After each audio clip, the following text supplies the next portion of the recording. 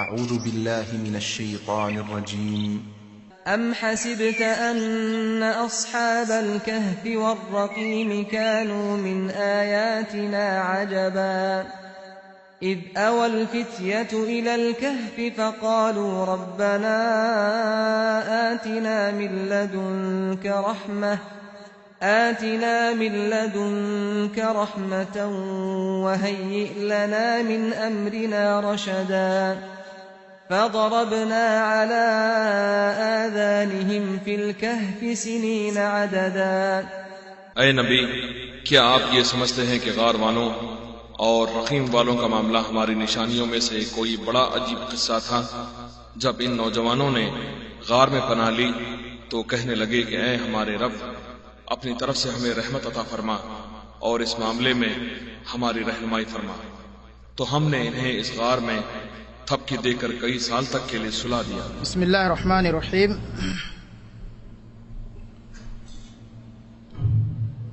الحمد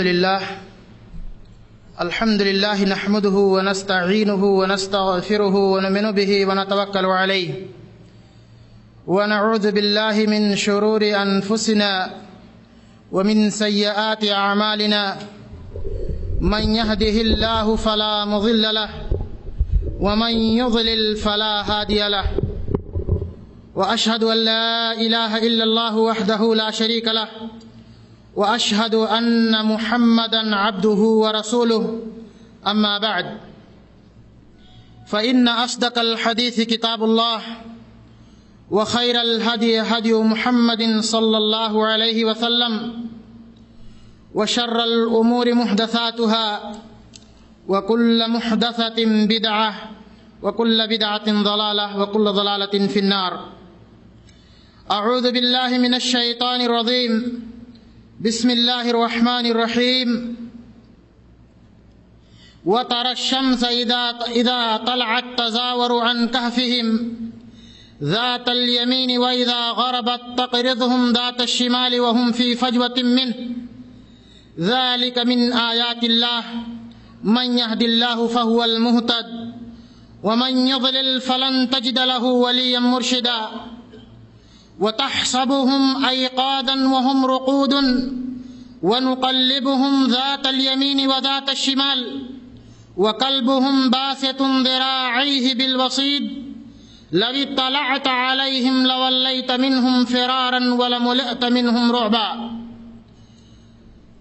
برادران اسلام، دینی اور ملی بھائیوں، معزز مہمان اور دیگر مکاتب اور دیگر مکان سے آئے ہوئے ہمارے معزز بھائی اور اخوان، آج کے اس پرعزم مجلس میں ہمارے اور آپ کے سامنے جو شخصیت جلوہ افروز ہے، الحمدللہ ثم الحمدللہ، آپ ہمارے اور آپ کے سامنے پہلے سے متعارف ہیں۔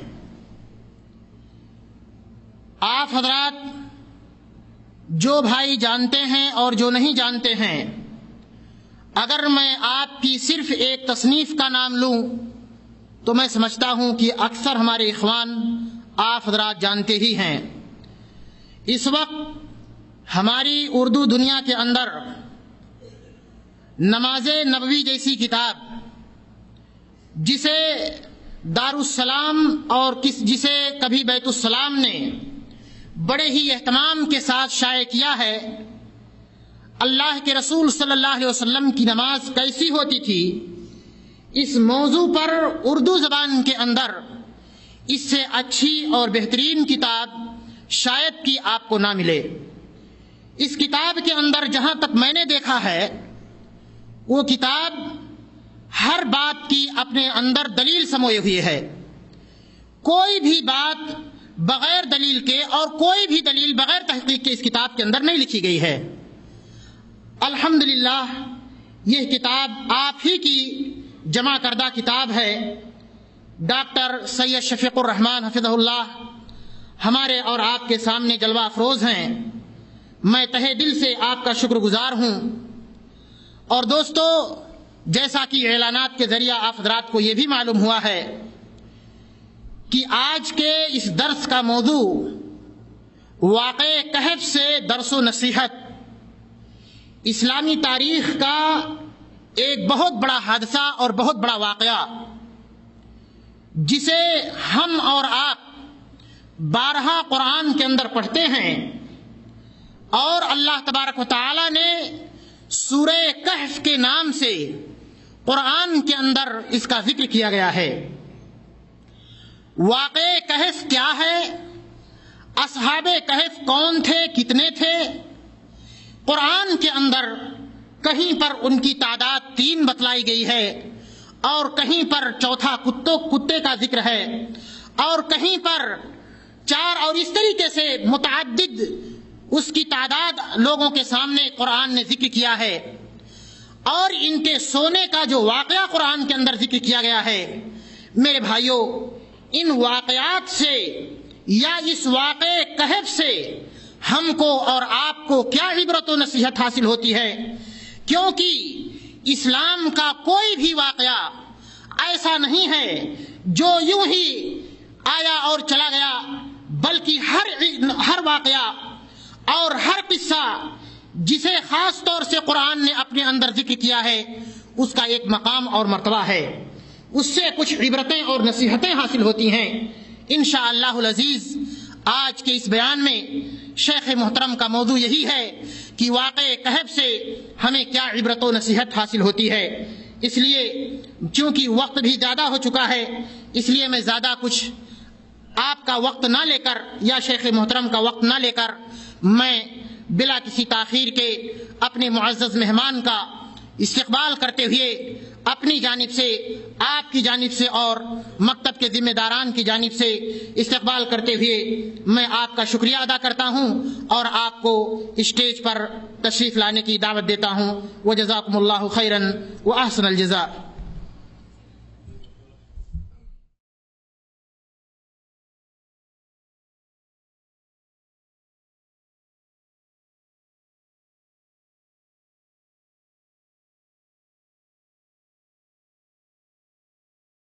السلام علیکم۔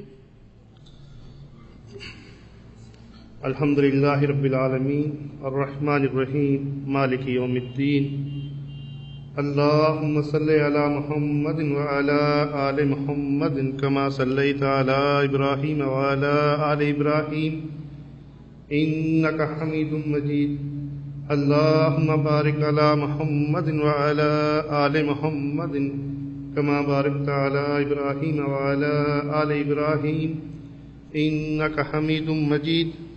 أعوذ بالله السميع العليم من الشيطان الرجيم، نحن نقص عليك نبأهم بالحق إنهم فتية آمنوا بربهم وزدناهم هدى وربطنا على قلوبهم إذ قاموا فقالوا ربنا رب السماوات والأرض لن ندعو من دونه إلها لقد قلنا إذا شططا۔ تمام تعریفیں اللہ رب العالمین کے لیے ہیں، جو پوری کائنات کا خالق اور مالک ہے، جس نے یہ کائنات پیدا کی اور اس کا پورا انتظام اپنے ہاتھ میں رکھا۔ وہ مالک الملک ہے، جو چاہتا ہے کرتا ہے، کوئی اس کے راستے میں رکاوٹ ڈالنے والا نہیں۔ وہ رحمان اور رحیم ہے، اور اس کی یہ رحمت ہے کہ اس نے یہ قرآن مجید ہماری ہدایت کے لیے نازل فرمایا۔ بلکہ اللہ ارشاد فرماتے ہیں کہ اس قرآن میں وَهُدًى وَرَحْمَةً لِقَوْمٍ يُؤْمِنُونَ، ایمان لانے والوں کے لیے یہ قرآن ہدایت کی کتاب ہے، اللہ کی رحمت کی کتاب ہے۔ وہ رحیم ہے۔ اس مالک نے ہمیں سمجھانے کے لیے قرآن مجید میں کہیں تو ہمارے عقل و شعور سے اپیل کی ہے، کبھی ہمیں کائنات کی چیزیں دکھائی ہیں کہ آسمان کو دیکھو، زمین کو دیکھو، کائنات کو دیکھو اور اپنے مالک کو پہچانو، اور کہیں مالک پچھلی قوموں کے قصے بیان کر کے، پچھلے نبیوں کی امتوں کے حالات سنا کر ہمیں وعظ و نصیحت کرتا ہے۔ اور بھائیو، ان نصیحتوں میں، ان قصوں میں ایک قصہ اصحاب کہف کا ہے، جس کے بارے میں کچھ میں انشاءاللہ بیان کروں گا۔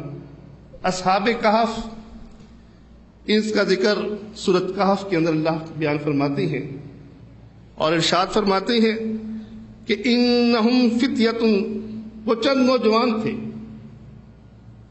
آمنوا بربہم، وہ اپنے رب پر ایمان لائے تھے، وزدناہم ہدا، اور ہم نے ان کی ہدایت کو بڑھا دیا تھا۔ تو یہ وہ خوش نصیب تھے جنہوں نے اپنی جوانی اللہ کی بندگی میں صرف کی تھی۔ یہ خوش نصیبی جس کو نصیب ہو جائے وہ بہت خوش نصیب ہوا کرتا ہے۔ رسول اللہ صلی اللہ علیہ وسلم نے فرمایا کہ قیامت کے دن جن خوش نصیبوں کو اللہ کے عرش کے سائے کی نیچے جگہ ملے گی، اس میں وہ شخص بھی ہوگا جس نے اپنی جوانی اللہ کی بندگی میں صرف کی۔ تو یہ نوجوان، ان کی خاص صفت کیا تھی؟ آمنوا بربہم، اپنے رب پر ایمان لائے تھے، اور وزدناہم ہدا، اور ہم نے ان کی ہدایت کو بڑھا دیا تھا۔ تو خاص صفت اللہ پر ایمان، ان کی پہچان کیا تھی؟ اللہ پر ایمان۔ اللہ نے ان کے دلوں کو مضبوط کر دیا تھا۔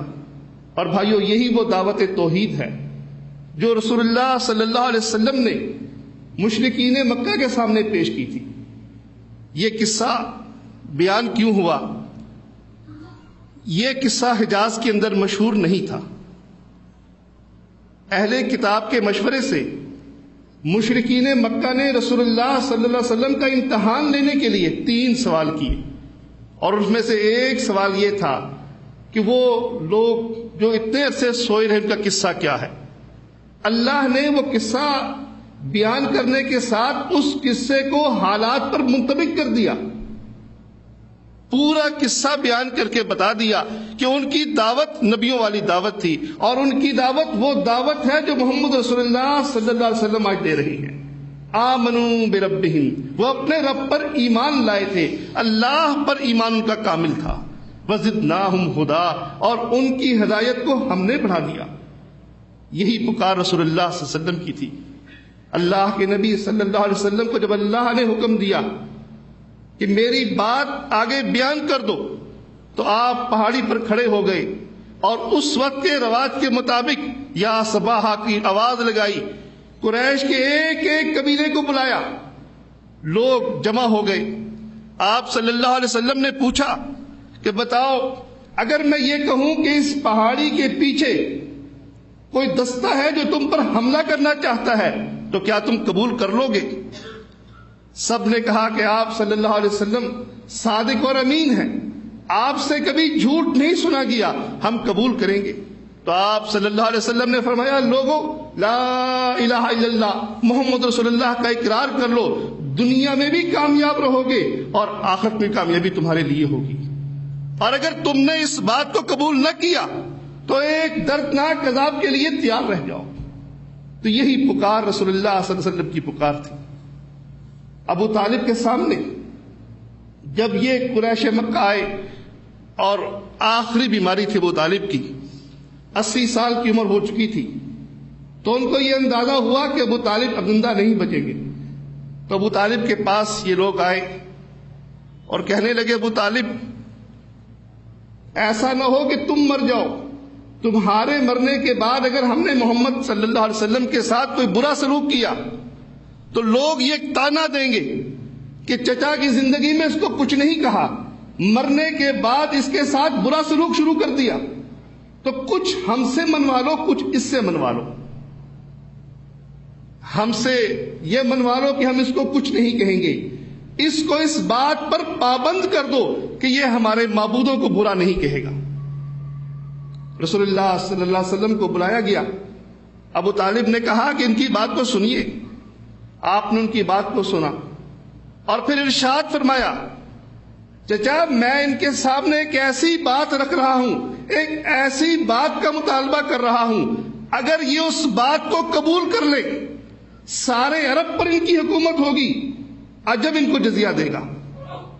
وہ پریشان ہو گئے، سٹ پٹا گئے، کہنے لگے تیرے باپ کی قسم، ان کے لیے تو اللہ کے علاوہ غیر کی قسم اٹھانا کوئی بری بات نہیں تھی، ہم ایک نہیں 10 باتیں قبول کرنے کو تیار ہیں۔ وہ بات کون سی ہے؟ رسول اللہ صلی اللہ علیہ وسلم نے کہا، لا الہ الا اللہ کہہ دو، نجات پا جاؤ گے۔ یہ کلمہ ان کو کب قبول تھا؟ تو بھائیو خاص پہچان اصحاب کہف کی وہ یہی کہ آمنو بربہم، وہ اپنے رب پر ایمان لائے تھے. اور صحابہ کی پوری زندگی، رسول اللہ صلی اللہ علیہ وسلم کی پوری دعوت اسی کلمے کے گرد گھومتی تھی. آج بھی اس قصے کا پہلا سبق یہ ہے، پہلے یاد کرنے والی بات یہ ہے کہ دنیا کے سارے مسئلے پیچھے ہیں، ساری باتیں بعد میں ہیں. سب سے پہلے لوگوں سے یہ مطالبہ کیا جائے کہ اللہ پر ایمان لے آؤ. اگر اللہ پر ایمان لاؤ گے نجات پا جاؤ گے. یہ دعوت ہماری بنیاد میں شامل ہے. اس دعوت کو چھوڑ کر اگر ہم دوسری باتوں کو اہم بنائیں گے، جبکہ وہ اہم ہیں، ان کا اپنا ایک مقام ہے، نماز کا اپنا ایک مقام ہے، روزے کا اپنا ایک مقام ہے، اخلاقیات کا اپنا ایک مقام ہے، دوسروں پر ظلم نہ کرنا اس کا اپنا ایک مقام ہے. لیکن بھائیو اگر ہم ان باتوں کو کلمے سے اوپر لائیں گے، ان کی اہمیت اتنی بڑھائیں گے کہ کلمے کی دعوت پیچھے چلی جائے، تو یہ اسلامی طریقہ نہیں ہوگا. اسلامی طریقہ یہ ہے کہ سارے مسئلے بعد میں، سب سے پہلے لوگوں کے سامنے لا الہ الا اللہ کی پکار رکھی جائے، اس پر لوگوں کو جمع کیا جائے. اگر اس کے علاوہ کسی اور بات پر جمع کرو گے تو بھائیو یہ طریقہ اسلامی طریقہ نہیں ہوگا. اور پھر ایمان لانے کے بعد وہ جب کھڑے ہوئے تو کیا بات کہی؟ فقالوا ربنا رب السماوات والارض، کہنے لگے ہمارا رب وہ ہے جو آسمان کا رب ہے، جو زمین کا رب ہے. لن ندعو من دونه الہا لقد قلنا اذا شططا، اگر ہم نے اس کو چھوڑ کر کسی اور کی پکار لگائی، کسی اور کی آگے اپنی درخواستیں دی، تو ہم سے بڑا بیوقوف کوئی نہ ہوگا. پھر وہ برائی، قوم کی برائی، ایمان لانے کے بعد سب سے بری چیز قوم کی کون سی کھٹکی؟ اللہ کے ساتھ شریک کرنا، اللہ کے علاوہ دوسروں کے آگے درخواست کرنا، اللہ کے آگے دوسروں کی بندگی کرنا. ایمان لانے کے بعد انسان کو سب سے بڑھ کر جس بات کی کھڑک ہونی چاہیے، جس بات کی تکلیف ہونی چاہیے، وہ اللہ کے ساتھ شریک بنانا ہے. دکھ اس بات کا بھی ہو یہ زنا کرتے ہیں، دکھ اس بات کا بھی ہو کہ یہ ظلم کرتے ہیں، یہ شراب پیتے ہیں، یہ چوری کرتے ہیں، لیکن سب سے بڑھ کر دکھ جس بات کا ہو وہ یہ کہ اللہ کے ساتھ یہ شریک کرتے ہیں، وہ اللہ جس نے ان کو پیدا کیا، جو خالق اور مالک ہے. تو سب سے پہلے قوم کی سب سے بڑی برائی کو انہوں نے بیان کیا. یہی آج ہمیں کرنا ہے. بھائیو تحریکیں اٹھتی ہیں، اٹھنے کے بعد یہ بات اتنی بھاری محسوس ہوتی ہے، اس بات کو بیان کرنے کے بعد یوں معلوم ہوتا ہے کہ اگر ہم نے معاشرے میں یہ پکار لگائی تو کل کو الیکشن آئے گا، ووٹ چاہیے گے، ووٹ دینے والا کوئی نہیں ملے گا. کل کو 40 دن کے لیے اس مسجد سے جماعت نکالنی ہے. اگر ہم نے توحید کی یہ ننگی پکار لگائی، لوگوں کے سامنے کھل کر کہہ دیا کہ علی مشکل کشا نہیں، علی حاجت روا نہیں، علی حجویری ہماری بگڑیاں نہیں بناتا، یہ سب لوگ انسان تھے، یہ دنیا سے جا چکے، آج ہمارے مشکل کشا نہیں بن سکتے، تو جماعتیں نہیں نکلیں گی. ابھی جوڑ پیدا کیا جائے، توڑنا پیدا کیا جائے. حالانکہ دیکھیے سورۃ البقرہ ہے، اللہ نے کس طریقے سے اس بات کی نفی فرمائی. فرمایا ان الذین یکتمون ما انزل اللہ، بے شک وہ لوگ جو اس چیز کو چھپاتے ہیں جو اللہ نے نازل کی ہے، من الکتاب، کتاب میں سے، ویشترون بہ ثمنا قلیلا، اور اس چھپا کر دنیا کا تھوڑا سا مال، تھوڑا سا فائدہ وہ حاصل کرتے ہیں. وہ فائدہ لیڈرشپ کا بھی ہو سکتا ہے کہ میری جماعت بڑی ساری ہو، وہ فائدہ چندے کا بھی ہو سکتا ہے کہ چندہ بہت ملے گا، پارٹی بڑی ہوگی، لوگ ساتھ زیادہ ملیں گے. مالک فرماتے ہیں اولئک ما یاکلون فی بطونہم الا النار، یہ لوگ اپنے پیٹ میں سوائے آگ کے کچھ نہیں بھر رہے. ولا یکلمہم اللہ یوم القیامہ، قیامت کے دن اللہ ان سے کلام نہیں کرے گا. ولا یزکیہم، اللہ ان کا تزکیہ نہیں کرے گا. ولہم عذاب علیم، ان کے لیے دردناک عذاب ہے. کون سی بات چھپائی جاتی ہے؟ اللہ کی نازل کردہ کتاب میں سے چوری بری ہے، قتل برا ہے، زنا برا ہے، ظلم برا ہے، کوئی نہیں چھپاتا۔ بھائیو، کون سی بات ہر دور میں چھپی؟ کس بات کے باعث یہ محسوس ہوا کہ ہمارے چندے بند ہو جائیں گے، ہماری پارٹی کمزور ہو جائے گی، ہمارے ساتھ نکلنے والے لوگ کم ہوں گے، ہماری کتابیں پڑھنے والے کم ہوں گے؟ سوائے توحید کے اور کوئی بات ایسی نہیں جس کو لوگوں نے چھپایا ہو۔ توحید وہ ننگا مسئلہ ہے جس کی بنا پر ہمیشہ تکلیفیں آئیں۔ نوح علیہ السلام کی دعوت کو پڑھیے، رسول اللہ صلی اللہ علیہ وسلم کی دعوت کو پڑھیے، طائف کے میدان میں سر سے خون بہہ کر پاؤں کی ایڑیوں میں جمع ہوا، کس مسئلے کی خاطر؟ کون سی بات انہوں نے وہاں رکھی تھی؟ یہی لا الہ الا اللہ کی پکار تھی۔ تو جو شخص کسی بھی بنیاد پر اس مسئلے کو چھپائے گا، اللہ نے صاف کہہ دیا کہ وہ اپنے پیٹ میں سوائے آگ کے کچھ نہیں بھرے گا، اللہ اسے کلام نہیں کرے گا، اللہ اس کا تزکیہ نہیں کرے گا، اس کے لیے دردناک عذاب ہے۔ تو پہلی بات یہ تھی کہ اللہ پر ایمان لانا ہے۔ دوسری بات یہ کہ قوم کی سب سے بڑی برائی شرک کو سب سے پہلے بیان کرنا ہے۔ پوری کوشش یہ کرنی ہے کہ کسی طریقے سے یہ اللہ کو وحدہ لا شریک ماننے والا بن جائے۔ باقی اصلاح بعد میں۔ ہم یہ سمجھتے ہیں کہ یہ داڑھی رکھ لے، یہ رفع الیدین کر لے، ایک دفعہ شامل ہو جائے، پھر آہستہ آہستہ اس کی تربیت ہو جائے گی۔ اسلامی طریقہ یہ نہیں ہے۔ آخر رسول اللہ صلی اللہ علیہ وسلم نے طریقہ کیوں اختیار نہیں کیا؟ اللہ کے نبی صلی اللہ علیہ وسلم کو مشرکین مکہ کہتے ہیں کہ اے محمد صلی اللہ علیہ وسلم، حکومت چاہیے حکومت لے لو، مال چاہیے مال دینے کو تیار ہیں، کہیں شادی کرنا چاہتے ہو شادی کرنے کو تیار ہیں، لیکن اللہ کے نبی صلی اللہ علیہ وسلم اس پیشکش کو قبول نہیں کرتے، بلکہ بلال کو ریت پر لٹانا قبول ہے، عمار کو اور یاسر کے پورے خاندان کو تکلیفیں دلوانا قبول ہے۔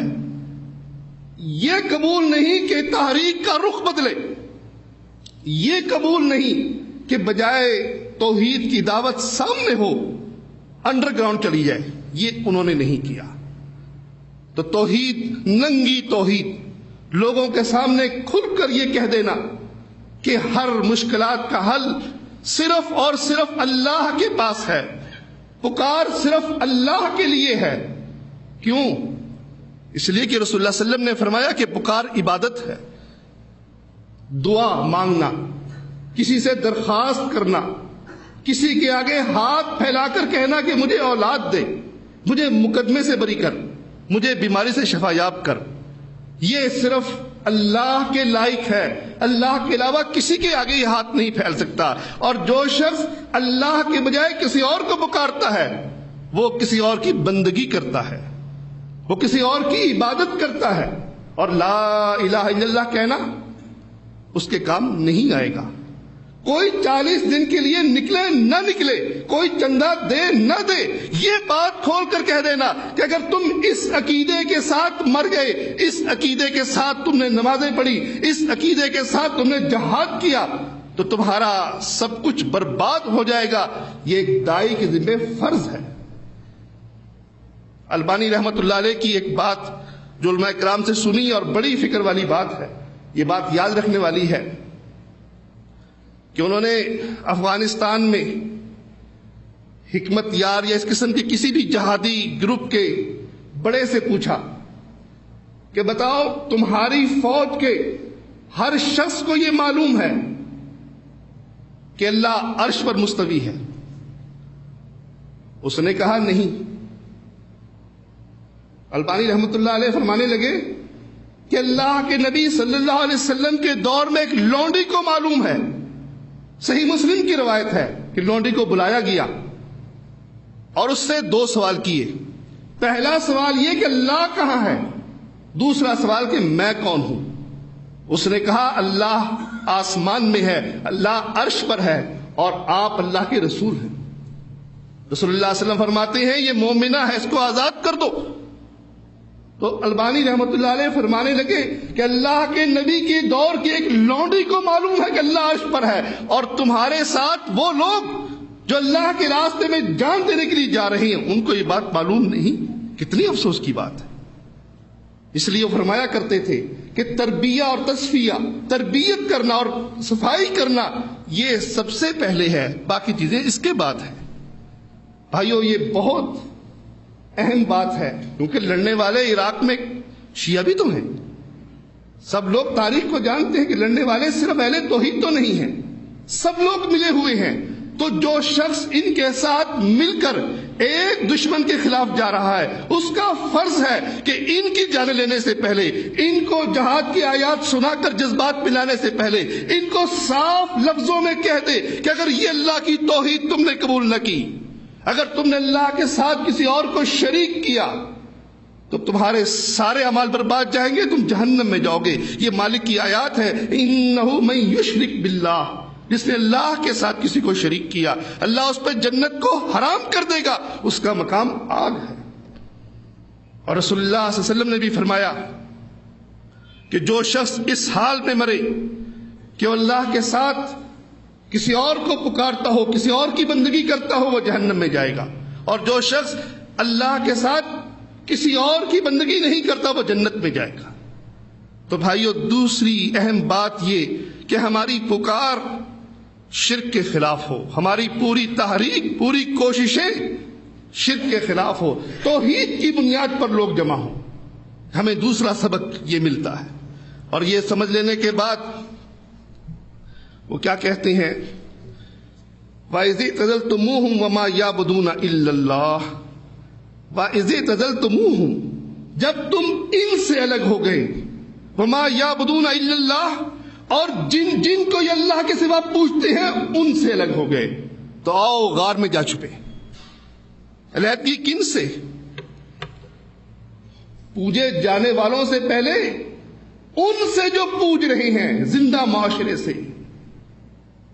یہ اصحاب کہف میں ہمیں تیسرا سبق ملتا ہے کہ جب آدمی توحید کو قبول کرے، اپنے معاشرے کے شرک کو پہچان لے، اس شرک کو بیان کر دے، تو پھر ان سے جو عبادت کرتے ہیں کسی اور کی، اور ان سے جن کی بندگی کی جا رہی ہے، ان سے برات کرے۔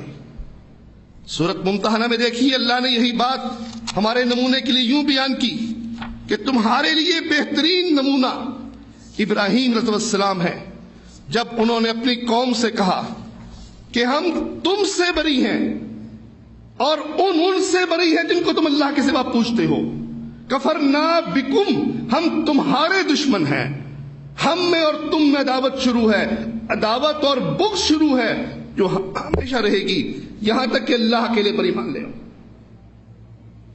تو زندہ معاشرے سے بگاڑ پیدا کرنا یہ تیسرا سبق ہے کہ ہم اس زندہ معاشرے میں جس میں طاقت ہے، جس کے ہاتھ میں کلاشن کوف نہیں، لیکن اگر وہ بائیکاٹ کر دے، اگر وہ حقہ پانی بند کر دے تو ہمیں سب کو معلوم ہو جائے گی ہماری حیثیت کیا ہے۔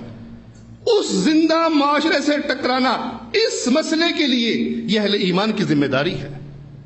اور پھر ایسا انہوں نے اللہ پر اعتماد کیا کہ وہ اللہ کی خاطر معاشرے سے ٹکرائے، کہنے لگے جب تم ان سے الگ ہو اور جن کو یہ اللہ کے سوا پوچھتے ہیں ان سے الگ ہو تو آؤ غار میں جا چھپے۔ وہ غار میں چلے گئے، اور غار میں جانے کے بعد اللہ نے کیسی مہربانی کی کہ 309 سال ان کو سلا دیا۔ 309 سال وہ سوئی ہیں، اور پھر یہاں غار میں جاتے ہوئے وہ اللہ سے بھی دعا کرتے ہیں، اللہ سے التجا کرتے ہیں، ربنا آتنا من لدنک رحمہ، اللہ ہمیں اپنے پاس سے رحمت عطا فرما، وَهَيِّ لَنَا مِنْ أَمْرِنَا رَشَدًا، ہمارے معاملے کو آسان بنا دے۔ دیکھیے اللہ سے پھر تعلق ہو۔ چوتھی چیز یہ ہے کہ جب ہم نے توحید کو سمجھ لیا، اللہ پر ایمان ہو گیا، تو ہمارے اعمال خالصتاً اللہ کے لیے ہوں، ہماری پکار خالصتاً اللہ کے لیے ہو، ہم اللہ سے لینے کے لیے کام کریں، اللہ سے تعلق قائم کریں، اور تعلق کے لیے بہترین طریقہ دعا ہے۔ دعا خاص طور پر ان اوقات میں جس میں اللہ قبول زیادہ کرتا ہے، تہجد کے موقع پر، آذان اور تکبیر کے درمیان، بارش کے نزول کے وقت، ایسے مواقع پر جب اللہ زیادہ سنتا ہے، آدمی خاص طور پر اللہ سے دعا کرے. اور دعا کیسے کرے؟ ربنا، اے ہمارے رب. کوئی واسطہ وسیلہ نہیں، اللہ تو شارک سے بھی قریب ہے. جو تعلیم ہمیں اصحاب کہف کے ذریعے قرآن دیتا ہے، یہ ہمیں سبق دیتا ہے کہ یہ نہیں کہنا کہ علی کے صدقے، حسین کے صدقے، فلاں کے صدقے، نہیں، ربنا، اے ہمارے رب، ہمارے حال پر رحم کر. کوئی واسطہ اور وسیلہ اس دعا میں شامل نہیں. اس دعا میں نہیں، بلکہ قرآن مجید میں جہاں بھی دعائیں ہیں، کسی بھی نبی کی دعا اٹھا کر دیکھ لیجئے، رسول اللہ صلی اللہ علیہ وسلم کی بہت سی دعائیں ہیں، صحابہ کی بہت سی دعائیں ہیں، کسی بھی دعا میں واسطہ اور وسیلہ موجود نہیں ہے. یہ طریقہ اسلامی طریقہ نہیں ہے کہ ہماری تیرے آگے، تیری رب کے آگے. براہ راست مالک کو پکارا گیا، ربنا آتنا فی الدنیا. تو اللہ سے براہ راست خطاب کرنا ہے. پھر وہ 309 سال مالک نے سلا دیے. 309 سال گزر گئے. کتنی مالک کی مہربانی ہے. اگر اللہ پر اعتماد ہو، اللہ راستہ خود نکالتا ہے. ہمیں پریشان ہونے کی ضرورت نہیں. اللہ یہ خوف ہمیں شیطان دلاتا ہے کہ لوگ کیا کریں گے، لوگ جمع ہو چکے ہیں ہمارے خلاف، اور یہ ہو جائے گا اور وہ ہو جائے گا، میں اپنی بیٹیوں کی شادیاں کہاں کروں گا، میں کن کے ساتھ ملوں گا، کن کے ساتھ بچھڑوں گا. بھائیو، یہ شیطان کے وسوسے ہیں.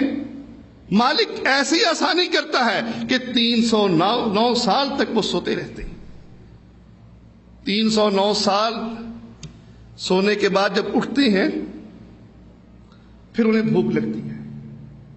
309 سال نہ بھوک لگی، نہ پیاس لگی، نہ ان کی عمریں بڑھی. وہ جتنے سالوں کے تھے اتنے سالوں کے رہے، ان کی عمر میں بھی اضافہ نہیں ہوا. مالک نے ایسا انتظام کیا کہ جس غار میں وہ تھے وہاں روشنی نہیں آتی تھی. سورج نکلتا تو دائیں طرف سے، غروب ہوتا تو بائیں طرف سے، روشنی نہیں آتی تھی. اور پھر وہ اندر باہر ان کے کتا. اللہ فرماتی ہے کہ ایسا خوفناک نظارہ تھا، اگر کوئی اس کو جھانک لیتا خوف کے مارے بھاگ کھڑا ہوتا. لَوِ اطَّلَعْتَ عَلَيْهِمْ لَوَلَّيْتَ مِنْهُمْ فِرَارًا وَلَمُلِئْتَ مِنْهُمْ رُعْبًا. اگر تو ان پر جھانک لیتا تو بھاگ کھڑا ہوتا، تیرے پر روب طاری ہو جاتا. تو یہ مالک کی آسانیاں ہیں. انشاءاللہ مالک ہمارے لیے آسانیاں کرے گا. یہ شیطان کے وسوسے ہیں. اگر ہم اس راستے پر چلیں گے، اللہ کی توحید کو اپنائیں گے، اللہ کی خاطر ہم اپنے معاشرے سے ٹکر لیں گے، انشاءاللہ اللہ راستہ آسان کرے گا. محمد بن عبد الوہاب رحمۃ اللہ علیہ کو دیکھیے کیسے راستہ آسان ہوا. کس بات کی دعوت سے آغاز کیا؟ کتاب التوحید کو اٹھائیے، کشف الشبہات کو اٹھائیے، ان کی کسی کتاب کو اٹھائیے، بات صرف توحید کی ملے گی. توحید کی ان کی پکار تھی. اللہ نے کیسے مہربانی کی. اس سرزمین میں جھانک کر دیکھیے، کتنے انبیاء آئے، کتنے ولی آئے. کسی کی قبر پر آپ کو قبہ نظر نہیں آئے گا، کوئی مزار نظر نہیں آئے گا. یہ ان کی اوپر اللہ کی خاص مہربانی تھی. اسی طرح ہم بھی اگر اس راستے پر چلے تو انشاءاللہ اللہ راستہ آسان کرے گا. 309 سال سونے کے بعد اٹھتے ہیں تو بھوک محسوس ہوتی ہے. پوچھتے ہیں کتنے دن سوئے ہو.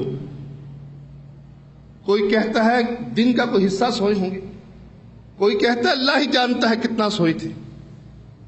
بھائیو، یہ اللہ کے ولی ہیں، ان کی ولایت میں کس کو شک ہو سکتا ہے؟ لیکن غیب کا علم ان کے پاس نہیں ہے. سوئے ہیں، پتہ نہیں حالات کیا ہیں. سوئے تھے تو ایسے دشمن کی حکومت تھی جو توحید والوں کو ذبح کر رہے تھے، توحید والوں کو قتل کر رہے تھے. اٹھے ہیں، وہ حکومت ختم ہو چکی، پوری حکومت کے عقیدے تبدیل ہو چکے. لیکن سونے کے دوران بھی ان کو معلوم نہیں کتنے سال سوئے ہیں، باہر کے حالات کیا ہیں. سو کر اٹھ گئے ہیں، اب بھی ان کو معلوم نہیں کہ باہر حالات کیا ہیں، کن کی حکومت ہے، کون لوگ ہیں، کن سے ہمیں واسطہ پڑے گا. کہتے ہیں یہ چاندی کا سکہ لے جاؤ، جانا بھی چپکے چپکے سے، کسی کو خبر بھی نہ ہو، کہیں لوگ ہم کو تلاش نہ کر لیں.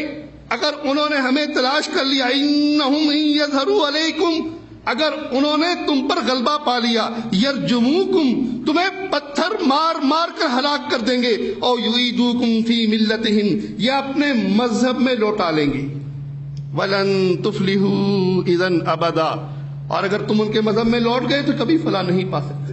کیسا ایمان؟ تو غیب کا علم ان کے پاس نہیں ہے، جاگنے کے باوجود دنیا کے حالات سے بے خبر ہیں، سوئے ہیں، سوتے ہوئے بھی ان کو کوئی معلوم نہیں۔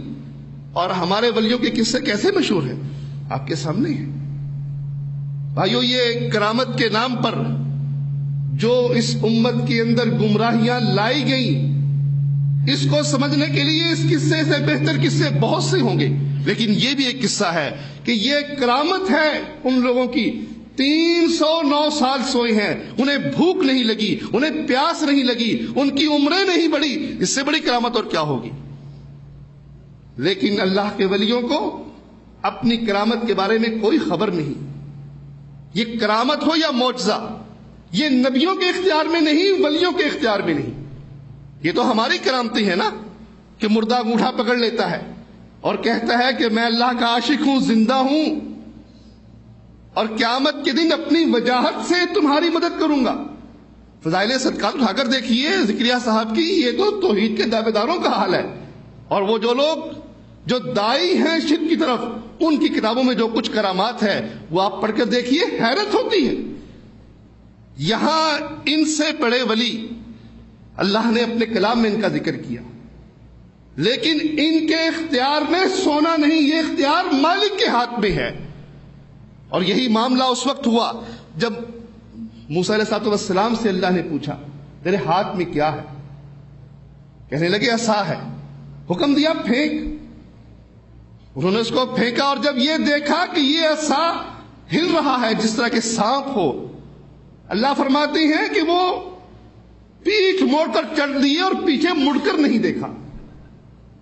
معلوم ہوا کہ نبیوں کو بھی معلوم نہیں ہوتا کہ یہ معجزہ جو ہے یہ مجھے کب ملے گا، کیسے ملے گا۔ بنی اسرائیل سورت میں دیکھیے، یہ 15واں سپارہ ہے، 10واں رکوع ہے، گھر جا کر نکالیے، اور نکالنے کے بعد ان آیات کو پڑھیے اور دیکھیے کہ کرامت اور معجزے کی حقیقت کیا ہے۔ اللہ بیان کرتے ہیں مشرکین کے بارے میں کہ مشرکین اپنے ایمان لانے کے لیے کچھ شرطیں عائد کرتے ہیں، کہتے ہیں لن نؤمن لک، ہم آپ پر ہرگز ایمان نہیں لائیں گے یہاں تک کہ آپ ہمارے لیے اس زمین سے ینبوعا چشمہ جاری کر دیں۔ اس سرزمین میں پانی نہیں ہے، یہاں اگر آپ چشمہ جاری کر دیں گے ہماری نگاہوں کے سامنے، ہم آپ کو رسول مان لیں گے۔ اور اگر آپ نے یہ نہیں کرنا، او تکون لک جنت من نخیل وعنب، تو پھر آپ کے اپنے لیے ایک باغ بن جائے کھجوروں اور انگوروں کا، اور اس باغ کے اندر آپ اپنے لیے نہریں جاری کر دیں، ہمارے لیے چشمہ جاری کریں نہ کریں، اپنے لیے تو باغ بنا لیں۔ اگر آپ نے یہ کام کر لیا تو ہم آپ کو رسول مان لیں گے۔ اور اگر یہ بھی شرط پوری نہیں کرتے تو تیسری شرط ہے او تسقط السماء کما زعمت علینا کسفا، جس طرح آپ ہمیں ڈراتے ہیں، ہمیں یہ کہتے ہیں کہ اگر تم نے میری بات کو نہ مانا اللہ کا عذاب آئے گا، تو پھر ہم کھڑے ہیں، اس آسمان کے ٹکڑے ہمارے اوپر گرا دو، ہمیں ہلاک کر دو۔ جب ہم آسمان سے گرتے ہوئے ٹکڑے دیکھیں گے آپ کو رسول مان لیں گے۔ اور اگر یہ بات بھی نہیں مانتے تو چوتھی بات یہ ہے او تاتی باللہ وملائکتہ قبیلا، اللہ کو لے آؤ، فرشتوں کو لے آؤ، وہ آپ کی گواہی دیں، ہم آپ کو رسول مان لیں گے۔ اگر آپ نے یہ شرط بھی پوری نہیں کرنی تو پانچویں شرط یہ ہے او یکون لک بیت من زخرف، آپ کا گھر سونے کا بن جائے۔ ہمارا گھر تو اینٹوں کا ہے، آپ اپنے لیے سونے کا گھر بنا لیجئے، ہم سمجھیں گے کہ واقعی آپ اللہ کے رسول ہیں۔ اور اگر یہ بات بھی قبول نہیں کرنی تو آسمان پر چڑھ جاؤ، چڑھنے کے بعد وہاں سے کتاب لاؤ جس کو ہم پڑھ سکیں۔ کتنی شرطیں ہیں عید کی؟ 6-7 مطالبے تھے ان کے، کوئی ایک پورا کر دیجئے۔ دیکھیے اللہ کیا کہلواتا ہے، سبحان ربی، میرا رب پاک ہے، وہ چاہے تو تمہاری ساری شرطیں قبول کر سکتا ہے. هل كنت الا بشرا رسولا، میں سوائے بشر کے اور رسول کے کچھ نہیں. سورۃ بنی اسرائیل ہے، 15 سپارہ ہے، 10واں رکوع ہے. دیکھیے مالک ان کے معجزات کے مطالبے میں کیا فرماتا ہے کہ کہہ دیجئے هل كنت الا بشرا رسولا، میں بشر اور رسول کے سوا کچھ نہیں ہوں. یہ کام کرنے نہ بشر کے اختیار میں ہے نہ رسول کی ذمہ داری ہے، یہ کام اللہ کے اختیار میں ہے. وہ چاہے تمہارے لیے جو معجزہ چاہے دکھا دے، میرے اختیار میں نہیں ہے. یہ کون اعلان کر رہے ہیں؟ محمد رسول اللہ صلی اللہ علیہ وسلم. اور ہمارے پیر دیوار پر بیٹھتے ہیں، اس کو حکم دیتے ہیں چل، اور وہ چلتی ہے. ہمارا پیر حکم دیتا ہے جوتی کو جا، اور وہ آسمان پر اڑتی ہے اور آسمان پر لوگوں کے سر پر جوتے مارتی ہے. یہ کرامات بھائیوں نہیں ہیں، یہ کرامات کے نام پر خدائی دعوے ہیں. کرامات اور معجزات کا ذکر آپ قرآن میں پڑھیے، احادیث میں پڑھیے. کوئی کرامت آپ کو ایسی نظر نہیں آئے گی، کوئی معجزہ ایسا نظر نہیں آئے گا. بلکہ صرف کرامت نہیں کہ معجزہ اور کرامت قانون نہیں ہوا کرتے. عیسیٰ علیہ السلام بغیر باپ کے پیدا ہوئے، قانون نہیں بنا کہ بغیر باپ کے اولاد پیدا ہوا کرتی ہے. قانون وہی ہے. یہ چیز مستثنا صورت ہے، ایکسپشنز ہے. یہاں قانون بنتا ہے میں اللہ کا ولی ہوں اور میں زندہ ہوں اور اللہ کا ہر عاشق زندہ ہوتا ہے. یہ قانون بھی بناتے ہیں اور اس کو کرامت کہتے ہیں. یہ ظلم ہے. اسی طرح بھائیوں ان کرامتوں کے اندر اگر دعوے نکال دیے جائیں اور دعوے کے ساتھ غیب کی خبر نکال دی جائے تو کرامتیں بچتی ہی نہیں. رسول اللہ صلی اللہ علیہ وسلم نے ارشاد فرمایا، صحیح بخاری کی روایت ہے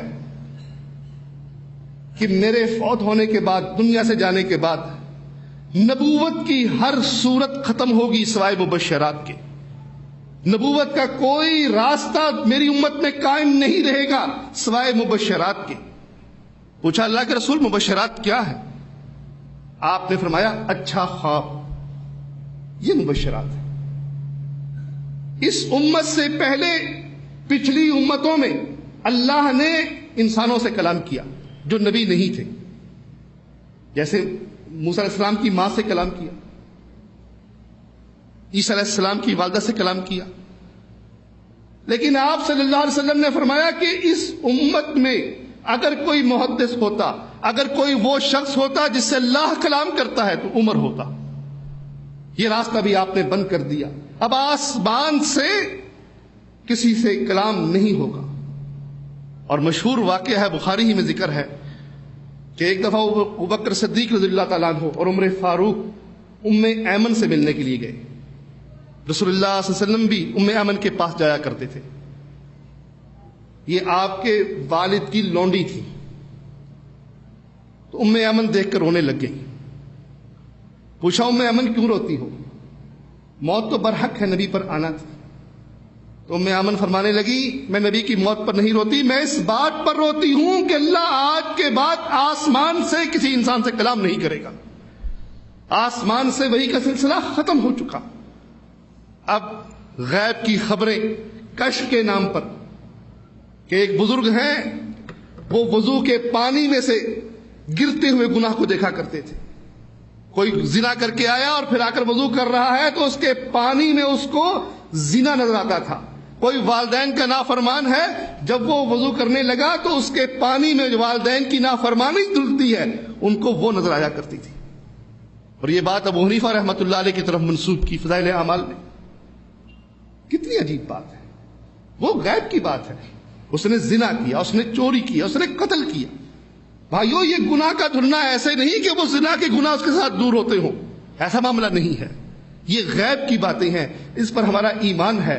لیکن یہاں تو حقیقت میں لوگوں کو وہ چیزیں نظر آتی تھیں. بھائیو یہ کرامات نہیں ہے.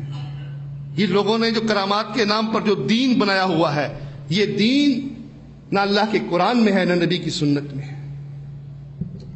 تو اس کے بعد جب وہ 309 سال سو گئے تو اللہ نے ان کو اٹھایا، اور اٹھانے کے بعد آپس میں وہ کلام کرتے ہیں، پوچھتے ہیں کتنے دن سوئے ہیں. پھر ایک آدمی کو بازار بھیجتے ہیں اور کہتے ہیں کہ جاؤ کھانا لے کر آؤ، لیکن کھانا بھی کیسا لے کے آنا؟ ایھا ازکا طعامن، پاکیزہ کھانا لے کر آنا، حلال کھانا لے کے آنا، پاک کھانا لے کر آنا۔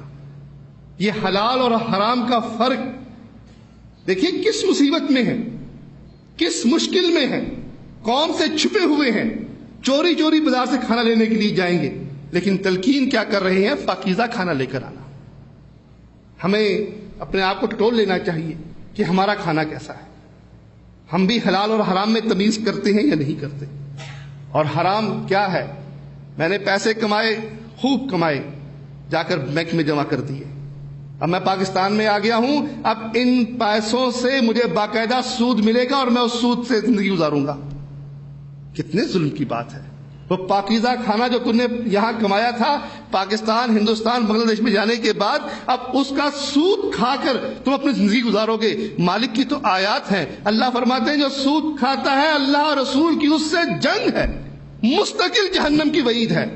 بھائیو، مستقل جہنم کی وعید سود کے بارے میں ہے، اور ہم اس رزق کو اپنے جسم کا حصہ بنائیں۔ اسی طرح جھوٹ بول کر کمانا، ناجائز طریقے سے کمانا، رشوت کے ذریعے کمانا، یہ سب حرام صورتیں ہیں، اور رسول اللہ صلی اللہ علیہ وسلم نے دعا کی قبولیت کے لیے یہ شرط بیان کی ہے۔ آپ صلی اللہ علیہ وسلم فرماتے ہیں کہ سفر میں انسان کی دعائیں قبول ہوتی ہیں۔ پھر آپ ایک مسافر کا ذکر کرتے ہیں کہ ایک شخص ہے جس کے اوپر مٹی پڑی ہوئی ہے، اس کے بال بکھرے ہوئے ہیں، اور وہ مالک کو پکارتا ہے، اللہ اس کی بات بالکل نہیں سنتا۔ کیوں؟ اس کا کھانا حرام کا، اس کا لباس حرام کا۔ تو کھانا اور لباس جب اس کا حرام کا، مالک اس کی دعائیں نہیں سنتا۔ تو یہ ایک اہم چیز ہے کہ ہم اپنا محاسبہ کریں، اپنے رزق کو دیکھیں، اور اس کے بعد پاکیزہ رزق کی لیے کوشش کریں۔ جھوٹ بول کر ہمارا مال نہ ہو، قسمیں کھا کر ہم نے مال نہ بیچا ہوا ہو، سود کا مال ہماری زندگی میں نہ ہو، اور یہ بھی نہ ہو کہ ہم اپنی بچیوں کا حق مار کر ان کو جائیداد کا حصہ دار نہ بنا کر ان کا مال کھا رہے ہو، یہ بھی حرام ہے۔ یہ بھی ایک ظلم ہمارے ملکوں میں ہوتا ہے کہ اب جائیداد میں سے بیٹیوں کو حصہ دے دیا، داماد کو حصہ چلا گیا، تو پھر یہ حصہ ہمارے میں سے کم ہو جائے گا، لہذا ان کا حصہ مار کر اس کو بیٹے کے نام منتقل کر دیا۔ بعد بدنصیب دادے پوتے کے نام منتقل کر دیتے ہیں تاکہ پوتے کی بہنیں بھی حصہ نہ لے سکیں۔ یہ بہت بڑی بدنصیبی ہے۔ آپ کے پاس مکان ہے، آپ کے پاس زمین ہے، جو بھی آپ کے پاس ہے، آپ اس میں سے جو جو حقدار ہیں اس کے حصے کو، مقرر شدہ حصے کو ان کو دے دیجیے۔ یہ اللہ کے فیصلے ہیں۔ اور پھر ان کی اطلاع قوم کو مل گئی، جب انہوں نے سکہ دکھایا ہوگا، ظاہر ہے وہ سکہ تو زمانے کا نہیں تھا، انہوں نے کہا کہیں سے خزانہ مل گیا، وہ کہتے ہیں نہیں میرا سکہ ہے، کل تو میں یہاں سے گیا ہوں، کہتے ہیں وہ بادشاہ مر گیا، 300 سال گزر گئے، اب تمہیں سکہ ملا ہے، کوئی خزانہ ملا ہے۔ پھر یہ خبر پھیلتی پھیلتی بادشاہ تک پہنچی، حاکم تک پہنچی، جو عیسائیت قبول کیے ہوئے لوگ تھے ان تک پہنچی، اور ان کو یقین ہو گیا یہ تو وہی شخص ہے جو 309 سال پہلے گم ہوئے تھے، اور آج اللہ نے ان کو اٹھا دیا۔ دیکھیے کتنا عجیب قصہ ہے، لیکن اس کے ساتھ ایک سبق بھی اللہ نے دیا، سَيَقُولُونَ ثَلَاثَةٌ رَابِعُهُمْ كَلْبُهُمْ وَيَقُولُونَ خَمْسَةٌ سَادِسُهُمْ كَلْبُهُمْ۔ لوگ یہ کہیں گے وہ 3 تھے، چوتھا کتا تھا، وہ 5 تھے، چھٹا کتا تھا، رجمم بالغیب، یہ تو غیب کی باتیں کرتے ہیں، ان کو کوئی علم نہیں ہے۔ اور پھر فرمایا فلا تماری فیہم الا مراء ظاہرا ولا تستفتی فیہم منہم احدا۔ اس تعداد کے پیچھے پڑھ کر ان سے پوچھ گچھ نہ کیجیے کتنے تھے، اللہ کے علم میں ہے۔ اللہ چاہتا تو نام بھی گنا سکتا تھا کہ یہ ان کے نام تھے، اتنے اتنے افراد تھے۔ اللہ نے یہ 5 سطروں کی آیت نازل کر دی ہمارے سبق کے لیے کہ وہ باتیں جو ہمارے سے متعلقہ نہیں ہیں، جن کا ہم نے حساب و کتاب نہیں دینا کہ وہ کتنے تھے، 3 تھے، 5 تھے، یہ تاریخ کی کتاب نہیں ہے، یہ تو اللہ کی طرف سے ہدایت کی کتاب ہے۔ اس میں اس بات کا ذکر ہے جس کی ضرورت ہماری ہدایت کے لیے تھی۔ وہ تعداد میں 3 تھے یا 5 تھے، 7 تھے یا 9 تھے، اس سے ہماری ہدایت کا کوئی تعلق نہیں ہے۔ تو اللہ نے اس بات سے منع کر دیا کہ اس بحث میں پڑے جائے۔ تو بھائیوں بہت سی بحثیں آج ایسی ہو رہی ہیں جن کا ہماری آخرت سے کوئی تعلق نہیں، جس کا حدیث میں ذکر نہیں. اب مرنے کے بعد میری روح کو عذاب ہوگا, میرے جسم کو عذاب ہوگا, کیسے عذاب ہوگا, عذاب کی کیفیت کیسی ہوگی, قبر میں دفن ہونے کے بعد وہ بیٹھتا کیسے ہے, جواب کیسے دیتا ہے, سوال کیسے کرتا ہے, اس کا مجھ سے کوئی سوال نہیں ہوگا. یہ غیب کی باتیں ہیں. اللہ کے نبی صلی اللہ علیہ وسلم نے ان باتوں کا ذکر کیا, ہمارا اس پر ایمان ہے کہ مردے کو عذاب ہوتا ہے.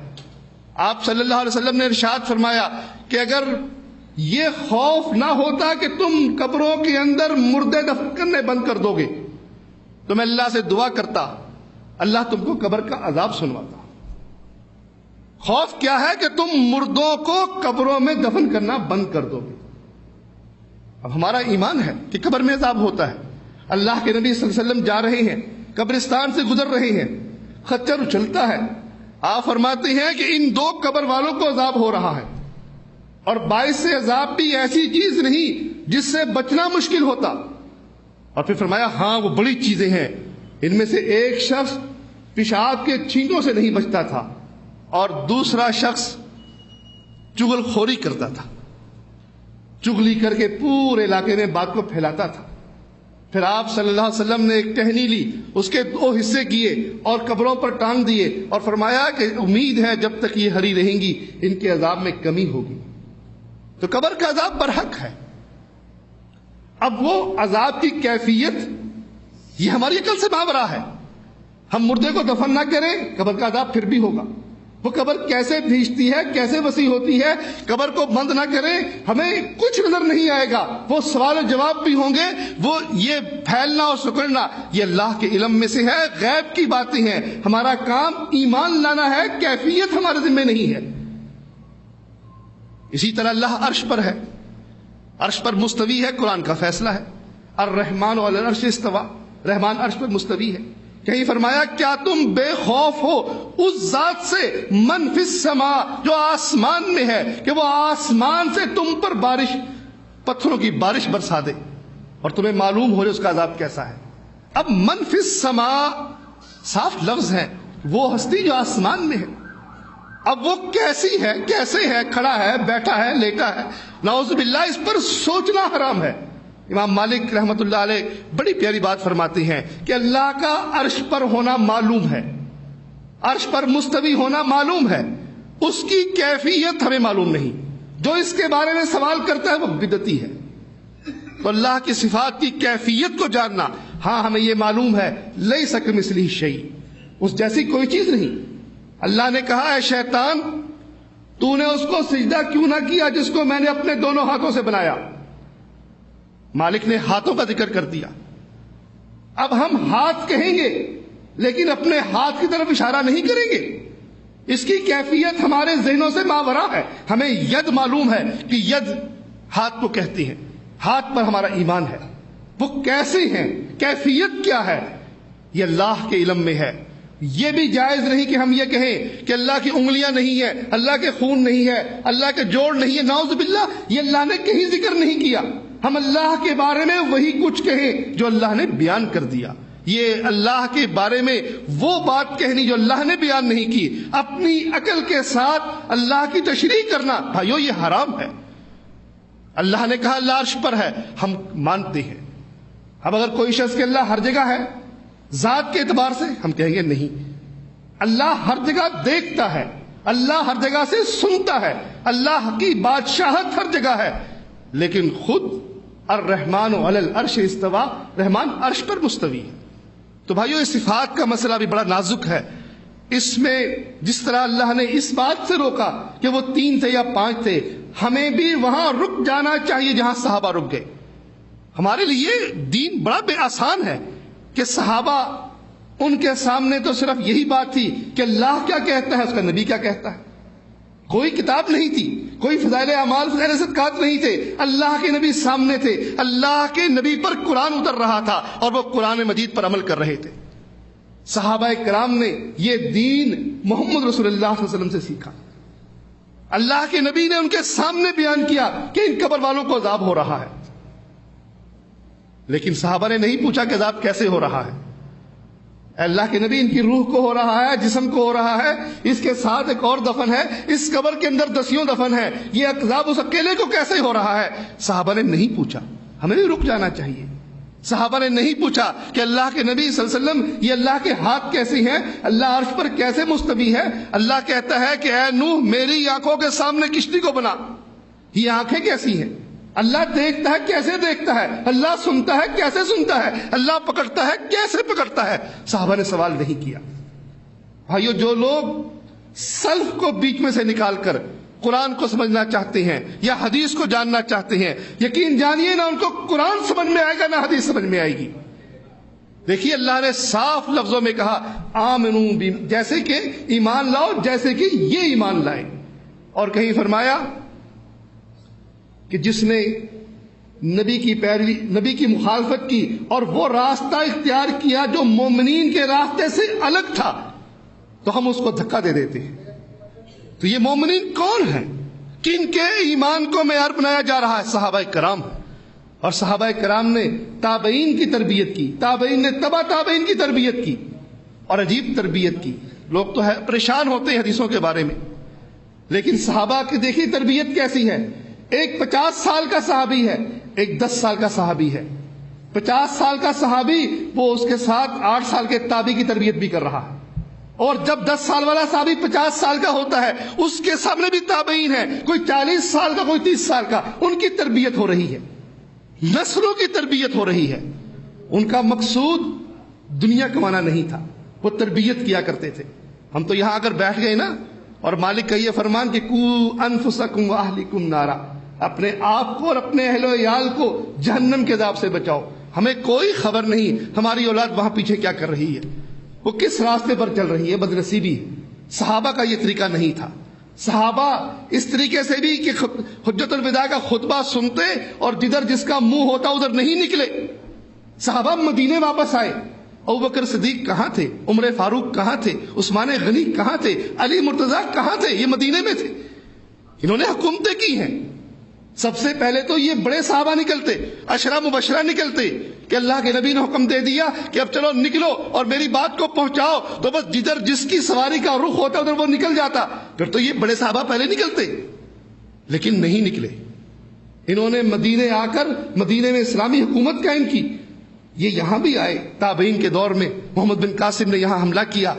وہ ایک طریقہ ہے اسلامی جہاد کا, اسلام کے پھیلانے کا, لیکن یہ طریقہ نہیں کہ انہوں نے اپنی اولاد کو چھوڑ چھاڑ کر بس وہ لوگوں کی تربیت کے لیے نکل پڑے. ایسا نہیں ہوا. اور بھائیو, آخری سبق اس میں یہ کہ جو مالک 309 سال سلا کر دوبارہ زندہ کر سکتا ہے, اس کے لیے کیا مشکل ہے کہ وہ مجھے اور آپ کو کھڑا کرے اور قیامت کے دن ہم سے ہماری زندگی کا سوال کرے. بس اصل خوف اس دن کا ہونا چاہیے, اصل فکر اس دن کی ہونی چاہیے. دیکھیے, اس دن کی فکر میں اگر غلط فیصلہ بھی ہو گیا, لیکن فکر اللہ کے خوف کی بنیاد پر, اللہ کے عذاب سے ڈر کی بنیاد پر ہوا ہوگا تو مالک معاف کر دے گا. اور اگر اللہ سے بے خوفی کے ساتھ اللہ کے جہنم سے بچنے اور جنت میں جانے کی طلب کے بغیر اچھا عمل بھی کر لیا تو قبول نہیں ہوگا. آپ نے قصہ سنا ہوگا, شہید آتا ہے, سخی آتا ہے, عالم آتا ہے, اور مالک فرماتے ہیں کہ تو نے اس لیے سخاوت کی, تو اس لیے قربان ہوا, تو نے اس لیے دین سیکھا کہ لوگوں میں تیری شہرت ہو, تو نے شہرت کروا لی, آج میرے پاس تیرے لیے کچھ نہیں. اللہ جہنم میں ان کو ڈال دیتا ہے. اور وہ شخص جس نے کہا کہ اگر مجھے اللہ نے پکڑ لیا تو اللہ مجھے نہیں چھوڑے گا, بس تم مجھ کو جلا دینا, میری راکھ کو اڑا دینا. مالک کتنی مہربانی کرتا ہے, اس کو زندہ کر کے پوچھتا ہے کیوں کیا تھا؟ اللہ تجھ سے ڈر کے. اللہ کہتا ہے جا میں نے معاف کر دیا. تو فیصلے صحیح ہونے چاہیے, لیکن اگر اتفاق سے غلط بھی ہو جائے, خوف بنیاد ہوا, اللہ کا ڈر, اخلاص اگر اندر ہوا تو مالک کی مہربانی کی امید ہے. اور اگر اخلاص نہ ہوا, اللہ کے جنت اور جہنم کی تڑپ اور طلب نہ ہوئی, یہ ہوئی کہ اس ہاتھ میں پانی ہے, اس ہاتھ میں آگ ہے, اس پانی سے جہنم کو بجھا دوں, اس آگ سے جنت کو جلا دوں, یہ نظریہ ہوا تو بھائیو نجات نہیں ہوگی. یہ جنت کے نقشے اللہ نے کھینچے ہیں, جہنم کے نقشے مالک نے کھینچے ہیں. اس جہنم کا خوف بھی ہونا چاہیے. رسول اللہ صلی اللہ علیہ وسلم کی آنکھوں سے آنسو جاری ہوتے تھے. آپ بوڑھے ہو گئے جہنم والی صورتیں پڑھ کر, اور جنت کی طلب بھی ہونی چاہیے.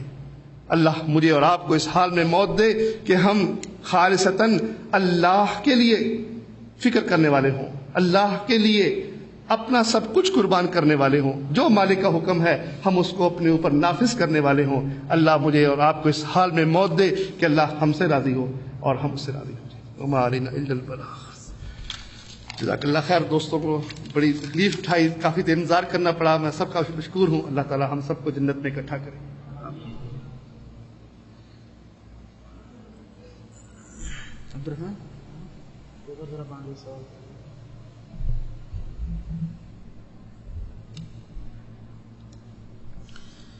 جزا اللہ خیرا واحسن الجزاء۔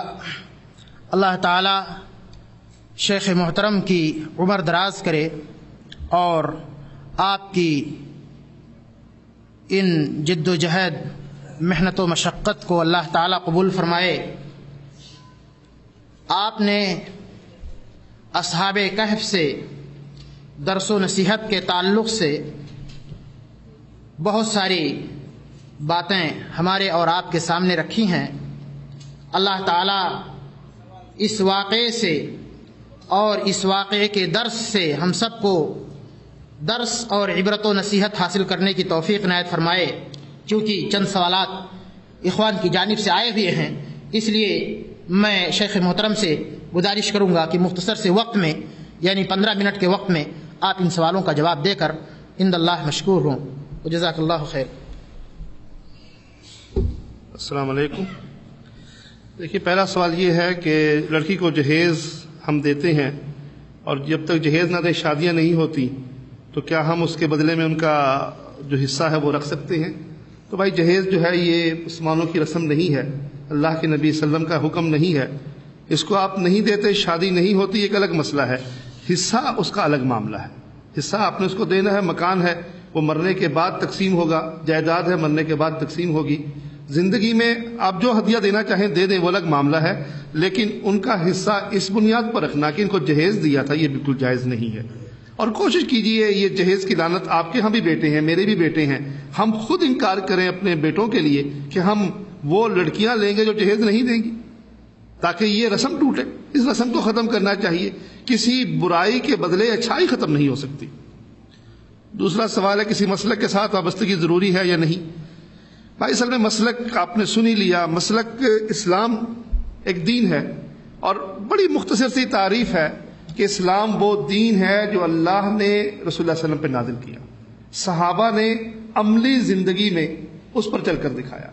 اب وہ صحابہ نے اس دین کو سیکھا، تابعین کو بیان کیا، تبع تابعین کو بیان کیا۔ اب یہ اذان ہو رہی ہے، دن میں 5 دفعہ اذان ہو رہی ہے، یہ 50 سال تک آدمی دیکھتا ہے، یہ دین یاد ہو رہا ہے کہ ہر اذان نماز سے پہلے یوں اذان ہوا کرتی ہے۔ اب یہ دین ہے، یہ حدیث ہے، یہ اذان کے یہ الفاظ ہیں، یہ ہر آدمی یاد کر رہا ہے۔ یہ اذان سے پہلے ہم نے یوں 2 رکعتیں پڑھی ہیں، 4 رکعتیں پڑھی ہیں، یہ دین محفوظ ہو رہا ہے، اور یہ دین منتقل ہوا نسل سے نسل تک، حتیٰ کہ ائمہ آئے اور انہوں نے ان لوگوں سے پوچھ کر، بھئی تم نے یہ کس سے پوچھا تھا، یہ اس نے کس سے پوچھا تھا، کتابوں میں اس باتوں کو جمع کر دیا۔ صحابہ نے اللہ کے نبی صلی اللہ علیہ وسلم سے جو دین سیکھا تھا، ہمارے سلف نے ایک ترتیب کے ساتھ، ایک نسل کے ساتھ اس کو کتابوں میں جمع کر دیا۔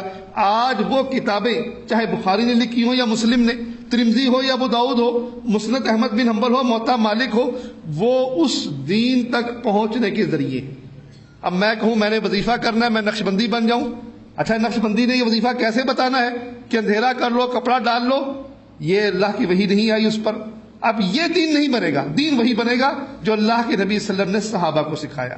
تو اس کے لیے مسلک خود بخود طے ہو گیا کہ وہ لوگ جو اللہ کے نبی صلی اللہ علیہ وسلم کی بات کو قبول کرتے ہیں، جو ائمہ نے جمع کی، یہ نہیں کرتے کہ امام مالک کو مان لیا، اب احمد بن حنبل حدیث بیان کرے میں نہیں مانتا، یہ نہیں ہوا۔ صحابہ میں یہ نہیں ہوا۔ انصار کا اور صحابہ انصار مہاجرین کا جھگڑا ہوا، کہنے لگے امیر ہمارا ہو، وہ کہتا امیر ہمارا ہو۔ ایک صحابی نے حدیث بیان کر دی، اللہ کے نبی نے کہا امامت قریش میں رہے گی، جھگڑے ختم ہو گئے۔ تو یہ صحابہ کا طریقہ تھا، اسی طریقے پر ہم نے چلنا ہے۔ اور آج جو لوگ اس طریقے پر چل رہے ہیں، کتاب و سنت کے ساتھ جڑے ہوئے ہیں، جن کو اہل حدیث کہتے ہیں، جب آپ نے یہ طریقہ مان لیا کہ درست طریقہ ہے، اور یہ طریقہ کہ اپنے پیر کی مانو، اپنے امام کی مانو، اور جو صحیح ہو غلط ہو اس کے مقابلے میں اس کے برابر کا، اس سے بڑا امام حدیث بیان کرے، نہ مانو، یہ طریقہ اسلامی طریقہ نہیں ہے۔ تو آپ کو ان سے جڑنا بھی پڑے گا، ان سے محبت بھی کرنی پڑے گی، ان لوگوں سے جو کتاب و سنت کو مانتے ہیں. تو آپ کا نام خود بخود لوگ وہابی رکھیں گے، خود بخود آپ کو وہ کہیں گے اہل حدیث ہے. قصہ، ٹائم تھوڑا ہے، بہر قصہ بڑا مزیدار قصہ ہے. میرے ایک دوست تھے، وہ تعلیم یافتہ دوست تھے. ایک دفعہ لائبریری میں گئے اور بخاری نکال لی کسی خیال کے بغیر. بخاری میں حدیث رفع دین کے سامنے آ گئی. ان کا اچھا یہ طریقہ ہے اللہ کے نبی کا. تو گئے اپنی مسجد میں رفع دین شروع کر دی. وہ سارے پیچھے پڑ گئے، رفع دین کیوں کرتے ہو، چھوڑو اس کو. کہتے ہیں میں نے حدیث پڑھی ہے بخاری میں. تو اس کو سمجھایا، نہیں مانا. اگلی نماز میں اس نے پھر کر لی. اس کو اٹھا کر اپنی سائیکل پر بٹھا کر مسجد حدیث میں چھوڑا ہے کہ رفع دین کرنی ہے تو یہاں آ کر کرو، اس مسجد میں ہوتی ہے. یعنی وہ خود بخود آپ کو دھکے دے کر نکالیں گے کہ یہ ہمارے راستے پر نہیں ہے، جاؤ اس مسجد میں، اس مسجد والے طریقے اختیار کرو. کہتے ہیں مجھے کچھ بھی دین کا نہیں پتا تھا، میں ایک عام سا مسلمان تھا. رفع دین دیکھ کر رفع دین کی سارا طریقہ لوگوں نے مجھے بتا دیا یہ طریقہ ہے، یہ نماز ایسے پڑھنی ہے. اب ان کا طریقہ مجھے اختیار کرنا پڑا. تو یہ مسلک اختیار کرنا، جو یہ مسلک ہے صحابہ اہل سنت کا، اہل حدیث کا، ہمارے سلف صالحین کا، یہ ضروری ہے. اللہ عرش پر ہے اور ہماری شارک سے بھی قریب ہے. شارک سے اللہ قریب ہے علم کے ذریعے، قدرت کے ذریعے. مالک ہمارے طاقت اتنی ہے، قدرت اتنی ہے، سنتا سمجھتا دیکھتا ہر جگہ سے ہے. دیکھیے ایک حدیث میں آتا ہے کہ رسول اللہ صلی اللہ علیہ وسلم نے فرمایا، صحابہ اونچائی پر چڑھ رہے تھے اور وہ اللہ اکبر لا الہ الا اللہ کہہ رہے تھے. تو اللہ کے نبی صلی اللہ علیہ وسلم نے فرمایا کہ تم اس کو پکار رہے ہو جو بہرا نہیں ہے، وہ تو تمہاری سواری کی گردنوں سے بھی قریب ہے. اب مطلب کیا ہے کہ وہ یہاں سے سنتا ہے. تو شاہرک سے قریب ہو یا سواری کی گردن سے قریب ہو، مقصد یہ ہے کہ اللہ سنتا ہر جگہ سے ہے، دیکھتا ہر جگہ سے ہے. لیکن الرحمن علی العرش استویٰ، رحمان عرش پر مستوی ہے.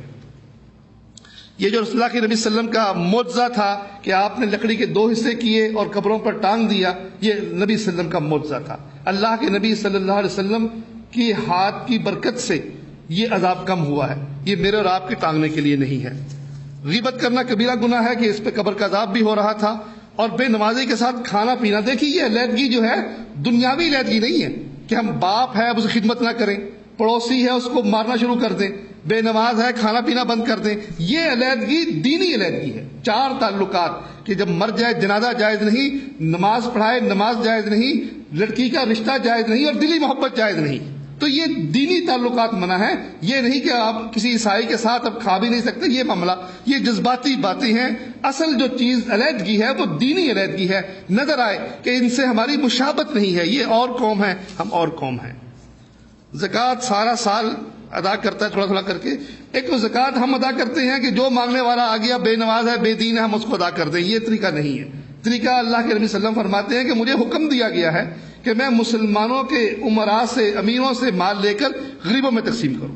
تو مال تقسیم کرتے دیکھ لیجیے اس کا عقیدہ درست ہے، وہ بنیادی شرطیں نماز روزہ حج زکوٰۃ جو وہ پوری کرتا ہے، پھر اس کو مال دیجیے، اکٹھے دیجیے یا جیسے آپ کو ہمت ہو. مجبوراً اگر کم بھی دیتے ہیں تو الگ معاملہ ہے، لیکن یہ ہر فقیر کو 5 روپے دینا یہ جائز نہیں ہے. ایک سوال یہ جس زبان میں مجھے سمجھ میں نہیں آ سکتی وہ زبان، تو باقی بچوں کا صف میں کھڑا ہونا کہاں تک درست ہے. حدیث میں یہ ہے کہ رسول اللہ صلی اللہ علیہ وسلم نے فرمایا کہ میرے قریب وہ کھڑا ہو جو زیادہ تقوی والا ہو، پھر اس کے بعد اس سے کم. تو بہتر ہے بچے پیچھے ہوں، لیکن پیچھوں میں بھی مشکل ہو جاتی ہے کہ بچہ شرارت کرتا ہے اور سب کی نمازیں خراب کرتا ہے. تو اس لیے اس حکمت کے تحت ساتھ بھی کھڑا کیا جا سکتا ہے. اور میت کے جنازے کی نماز اصلاً تو ایک دفعہ ہی اللہ کے نبی صلی اللہ علیہ وسلم پڑھتے تھے. قبر پر جا کر آپ نے ایک عورت کی نماز نہیں پڑھی تو صحابہ کو لے گئے تو دوبارہ بھی آپ نے پڑھی ہے. تو اس طرح گنجائش تو نکلتی ہے ان چیزوں سے. سورۃ کہف کے بارے میں رسول اللہ صلی اللہ علیہ وسلم فرماتی ہیں کہ جو پہلی 10 آیات سورۃ کہف کی پڑھے گا اور دجال کی فتنے سے وہ محفوظ رہے گا. اور سورۃ کہف کا ہر جمعے کو پڑھنا یہ بھی رسول اللہ صلی اللہ علیہ وسلم سے حدیث حسن درجے کی حدیث ہے، یہ موجود ہے. اللہ مجھے اور آپ کو